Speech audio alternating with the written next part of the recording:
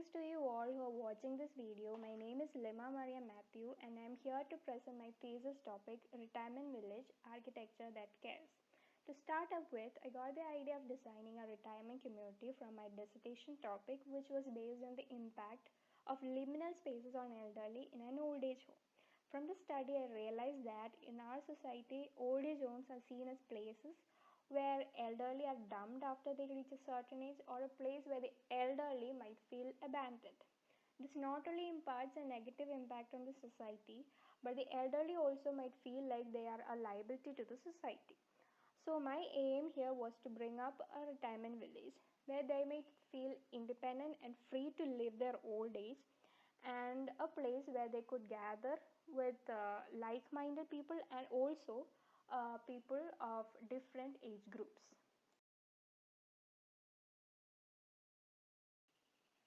Talking about the project feasibility, according to the National Policy of Senior Citizens 2011, it is depicted that there will be an increase in the elderly population in the coming years.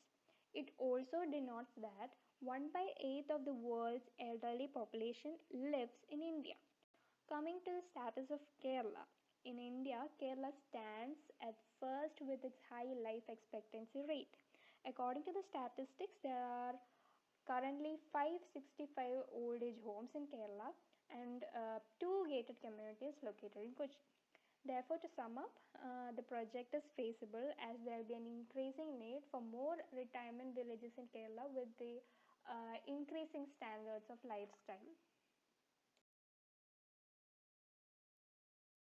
Coming to the site details, the site is located in Akkulam, Trivandrum, and the site area is basically 12 acres and 31 cents. According to the Trivandrum master plan, the site lies along the urban and semi-rural area and shows a mixed residential character.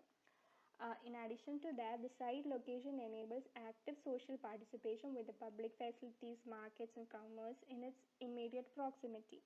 Being a tourist destination, the proposed site can enjoy the benefits of improved infrastructure and facilities in the future as well. Talking about the site context, the site has special residential buildings at its north, which depicts more of which depicts the presence of more of a of an urbanized group of people, and the south side houses rural people. So the road which you can see at the south side of the site is 3 meter wide and takes us to the south of the site, and also the road passes through a localized community. And the site can be accessed through a main road which is 6 meter wide, and the site is located on the way from Srikaryam to Akkulam.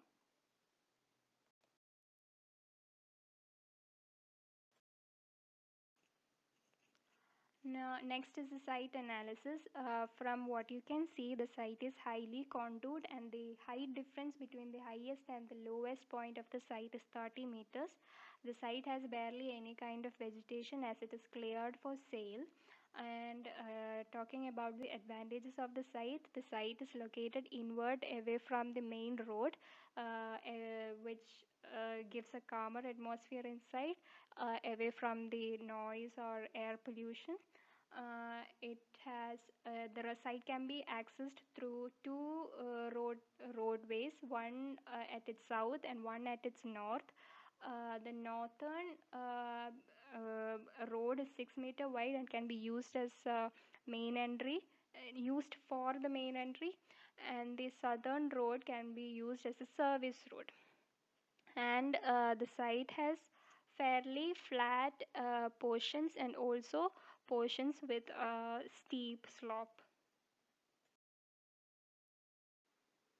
Here you can see the diagram by which I have developed the design with respect to the site's external features.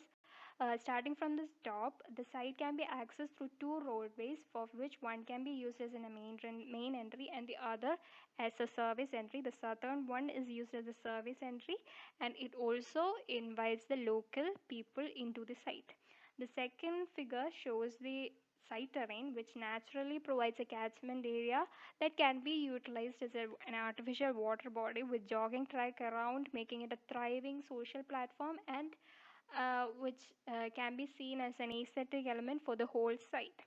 The third diagram shows two topmost points of the site, which can be used as a viewing points.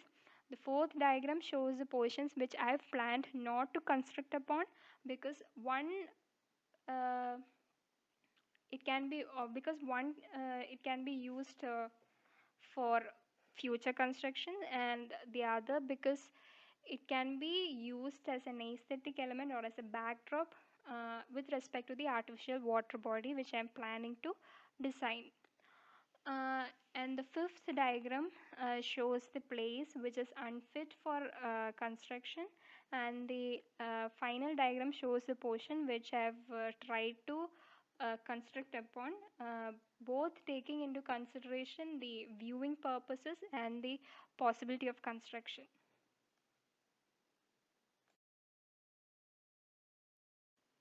Here you can see the master plan, some images of the design.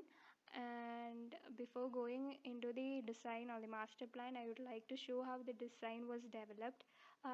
The diagram basically shows how the site was and how I've developed the site into like how the site have responded to the external features which were also designed, like the artificial water body, the road network, and the buildings as well.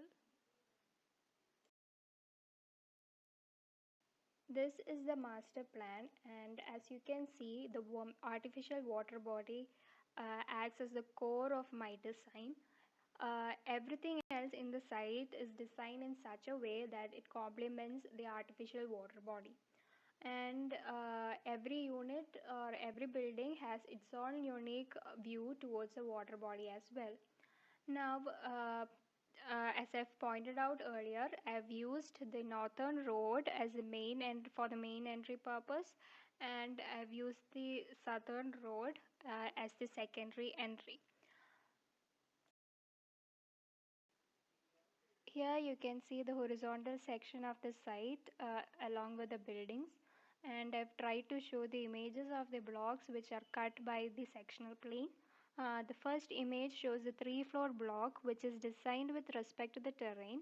The first floor and the second floor houses two units each with shared walls and shared balconies. The units are oriented in such a way that it opens up to the artificial water body. The second image shows a water body that comes with a jogging track around it, which invites the local people and for which invites the local people and thus making the surroundings more lively. The third image is of the unit, which is also of three levels and are accessible from the respective ground levels.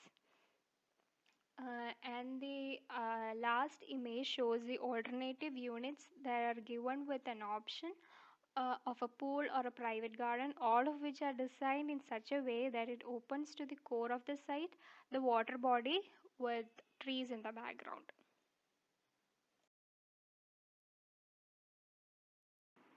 Section BB here cuts through the service building, the three-floor units, and the Ayurvedic spa. The service building is provided to house the equipments and services related to the cleaning and care of the artificial water body. Talking about the three-floor blocks, each pair has a common entryway, and one whole unit is capable of housing 5 families or 5 individuals. The Ayurvedic spa is provided in terms of elderly's concern towards health and recreation. Section CC mainly cuts through the office building and the Ayurvedic spa. The office building, talking about the office building, the ground floor of the office building houses service areas and gathering spaces, while the first floor houses the hospice and the recreational facilities. The rooftop has a swimming pool, and the rooftop can be used to access the topmost portion of the site. And also you can see some images of the open spaces and gathering spaces which are designed with respect to the site. Here I've tried to explain my design taking into account each in building unit individually. First of all, talking about the office building, there's a library which is secluded from the whole building and is connected by a small passage. The office entry is characterized with a view of the whole site bursting out as one enters into the office building. The office entrance acts as a doorway to a different kind of atmosphere as we step into the semi enclosed outdoor space.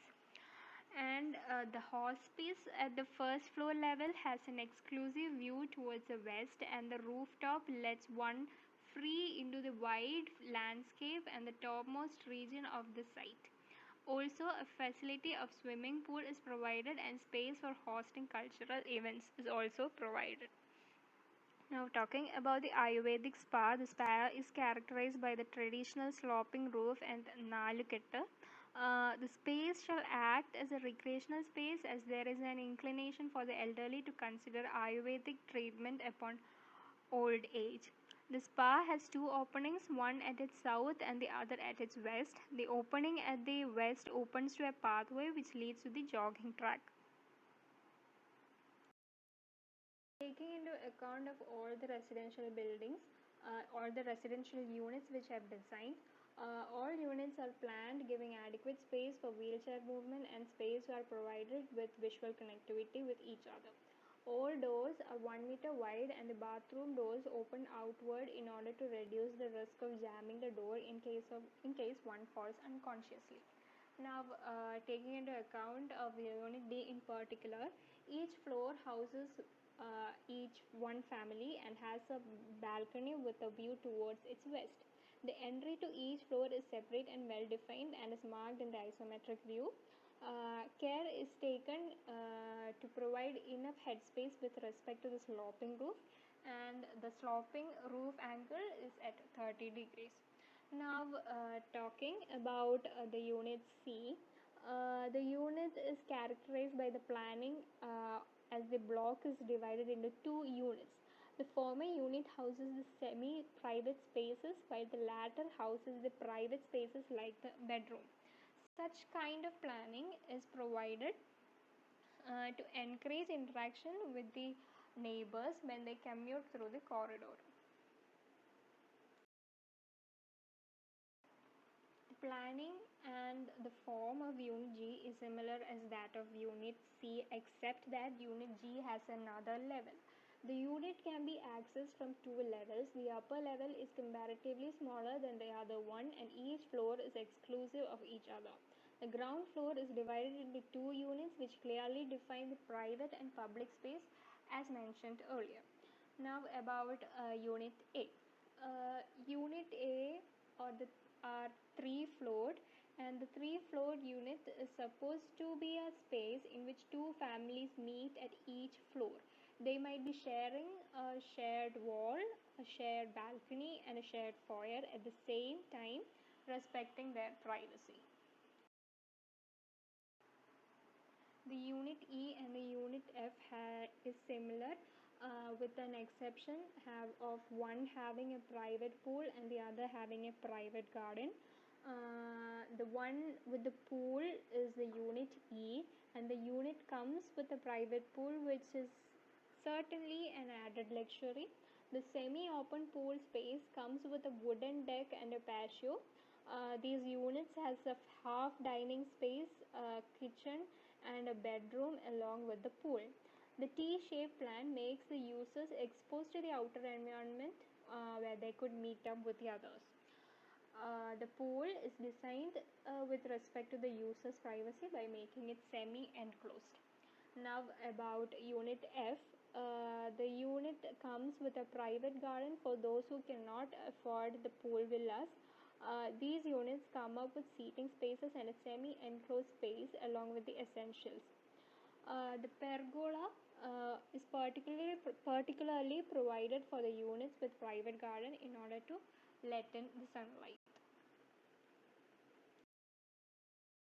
Here we can see a full view of the site from the southwest portion.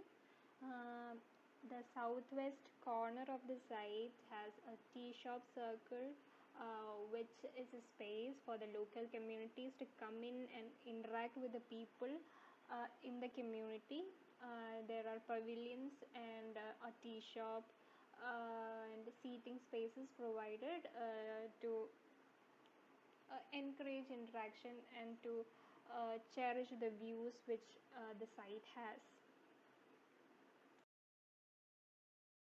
From the northeast view towards the site, one can understand the major role that the office building plays in making one realize that there's an artificial water body in the site and the aesthetic beauty it gives to the site.